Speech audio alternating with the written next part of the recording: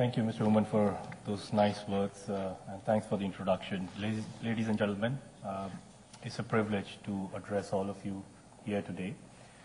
What I'll try to do over the next 10 to 15 minutes is present a perspective more coming out from some of the global trends that we see, which are impacting the fundamentals of industry as a whole and steel industry in specific. And then get into some of the imperatives or key focus areas as we see as analysts of this particular industry that steel sector in India needs to focus upon. No surprises, one of the biggest questions in the minds of people, all the business sort of associates over the last few years has been, which way is the economy headed? It's not just the global economy. We saw the upswings of the global economy. We continue to see a lot of uncertainties around U.S. Thankfully, a lot of good news seems to be coming out of the U.S. Europe changes its moods every 10, 15 days. India continues to be in a prolonged, uncertain scenarios. What happens in the global economy, what happens in India has a significant implications on steel industry. Because over time, as we've seen, for however much insulated we may want to be, we may like to be, we are no decoupled industry or a sector. So the global economies, the Indian economy sort of trends makes a lot of difference on how the industry is shaping up. Having said that, whatever the trend be, whether the economy continues to go full swing or whether it sort of keeps ambling in this uncertain zone, there are about 20-25 fundamental trends that are changing the business economies globally. And this is based on one of the global sort of assessments and analysis that we had done on what are those mega trends that are going to shape up in our minds, shape the future of the economies and the businesses globally. And I'm not going to go into the individual ones, but quite intuitively, if you look at the broad classifications, the areas that comes out are globalization. And globalization for steel industry will not only mean our guys moving out and setting up operations outside, which we've started to do, not only buying out assets outside, but also how do we now manage global supply chains? How do we now build capabilities to operate in uncharted territories, tougher economies or areas where infrastructure, where policy and otherwise are difficult to come by. Consumer behavior. And that's a fundamental change in the trends that we see, not only on a B2C side of things, where an awful lot of things are happening, but also from a B2B side. As Mr. Oman talked about, there's a fundamental increase in sort of innovative products or high-performance products. If you track down your own sort of consumer segments, look at auto, and just track down the change in the material that automotive industry has been using, you will start sort of figuring out the implication that it presents for industry practitioners yourself, whether it's investing more on high-performance steel, electrical steels, or otherwise. Demographics is presenting a huge issue, whether it's the war for talent, not just the highly skilled labor, but even the semi-skilled side of things. And this will continue to happen, no matter how much we may like to solve it or we may like to address it. When the economy is booming, when there's a demand for scarce resources, you're bound to find issues on war for talent and so on and so forth. Regulation/activism. We've spoken over sessions a lot about how Indian policymakers need to be more free about things and so on and so forth, but also look at how some of the global economies are doing. Look at, the changes that Indonesia is doing on the coal front, Australia on the carbon tax, South Africa again on the coal side. Increasingly, what we're seeing are global countries, economies who own the resources have now clearly realized the importance and value of the resources that are coming out. And they are increasingly now asking for a higher value addition, whether it's even Brazil asking Vale to set up a steel industry for using their own iron ore production, or economies saying, if you are taking out resources from our place, give us the right value. And that's what Indonesia is trying to do. And this is a secular trend which we think will continue to sort of move on over the next few years. Environment and natural resources. The days of easy iron ore, the days of easy minerals are fast getting over.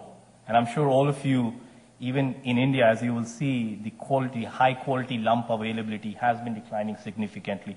So much more sort of importance being sort of paid on pellets and sinters and so on and so forth. And continuously this trend will happen. And finally, on the technology side of things, not just on the IT, but also the basic fundamental innovative technologies that you are undertaking.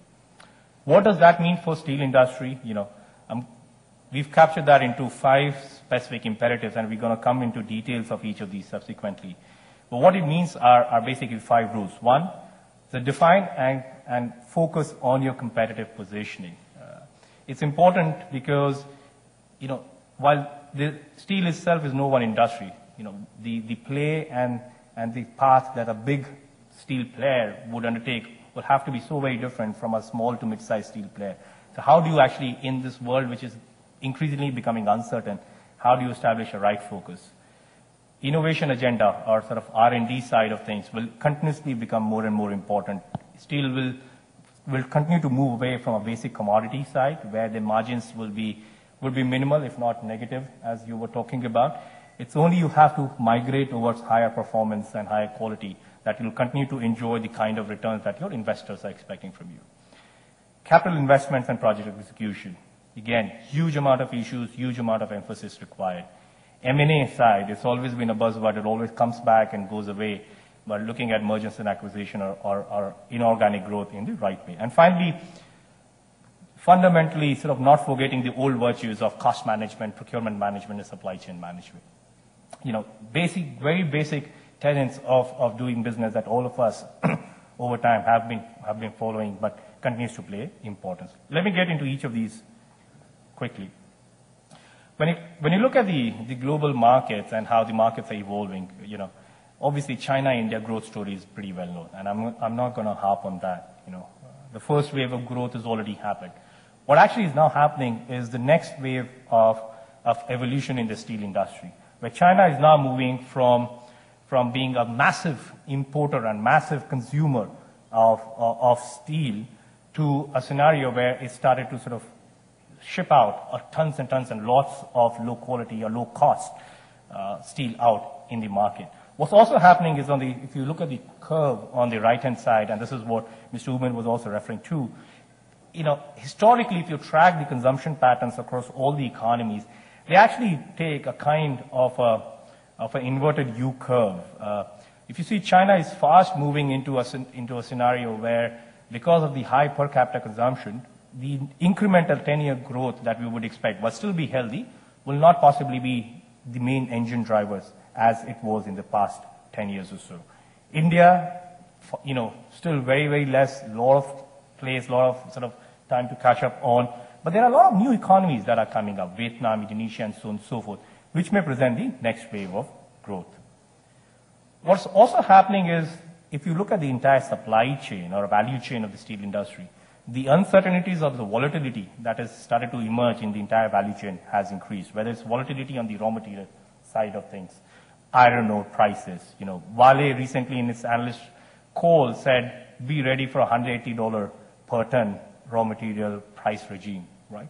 Or whether it's the uncertainty on the energy prices and otherwise. So the fundamental uncertainty around the entire value chain is increasing and will continue to pose a problem for the industry. What does that mean for industry players? So for large players, obviously it's important to then look at your scale, your value add, and the leverage that you can bring it, whether it's access to the cost competitive raw material, or whether it's a global production network, or it's ability to sort of feed into your customers and serve them and establish that kind of a customer efficacy as you may. For small to mid-sized players, you have to make the right choices. You cannot sort of hope to sort of amble around and say, we'll take it as it comes. You've got to make choices on whether you want to go through the end user industries. So focus on some customer segments, focus on certain geographies that you are strong on, or where you can build your capabilities on. Or more importantly, look at the technology side. I'm not so sure how many of you have tracked the emergence of SSAB, which is the European mid-sized steel player. the amount of importance that company has put on just technology and technology-driven product has been phenomenal. So while they do not boast of multi-billion-dollar turnovers that many of the big guys do, if you track down their historical sort of margin levels and their shareholder returns that they've been giving, has been much, much better than many of the other players. So the idea is scale need not always be the right answer. You have to find your respective niches and make sure that the margins or the bottom lines are protected the right way. Talking about the innovation or the R&D side, if you look at the chart on the left, it just gives you a sense of how even the automotive industry, the use of steel itself is changing. In 2009, the advanced high-strength steel consumption on an average was about 221. We expect that to double over the next 9 years. At the same time, the other steel or commodity steel sort of requirement is coming down. So your end user industries are innovating. They are innovating more because they are now in direct sort of contact or they're reflecting the end consumer demand. And soon that will start impacting and that will start reflecting on the kind of products and kind of innovation that you have to start adding in your own portfolio. There's also the uncertainty on the supply side, coking coal availability. There's no easy solution to that, and there won't be, right? So what we have to do is now when we're looking at projects that we're setting up or ways that we're looking at, you have to incorporate the uncertainty. You have to incorporate the era of high coking coal prices and then build in your overall scheme of things. Or even on the iron ore side, as we were talking about, the reducing availability of high quality iron ore has started to present issues to the entire industry. So, we need to find the right responses. Mining site consolidation. It's a secular trend. It's not just in iron ore. You track all the resources and commodity industries. Mining industry is continuing to becoming more and more consolidated, and that will obviously start getting more and more margins away from downstream industries like yourself. Capital projects are continue to suffer from what we call as the double punch knockout syndrome. One is most of the projects continue to sort of fare above budget. And I have time check paper already, so I'll try to wrap up quickly. One is, as pretty obvious, and this is no Indian number, this is a global number. So let's not berate ourselves when we say our projects run late. When one of the recent surveys that we did, over 61 projects, capital projects globally, were running above budget, and about 40% were running behind project. But what was more troublesome for us is when we looked at the senior management, we found a massive dissonance between what management perceives as the reality and what the actual scenario on the ground is. Where most of the management thought that their processes, systems, understanding, and the people that they have were all oriented towards getting the project, all up in shape, but the reality was very different. So it's time for introspection for sure within ourselves. Finally, M&A side of things has always been a buzzword. It's come down lately, it's caught up, but more importantly, as you look at the inorganic acquisition, make sure it's made for the right reasons, whether it's raw material markets and technology, and not just for scale or not just for splashing news all over the papers. And finally, the last slide, please don't forget the old virtues. Those that continue to be as important as they were always. Cost consciousness, working capital management, procurement excellence, track your customers, manage your customers, and finally, please manage your product and process complexities. Having tons of SKUs are of no use to you as long as they are making value and sense for the customers. Thank you very much.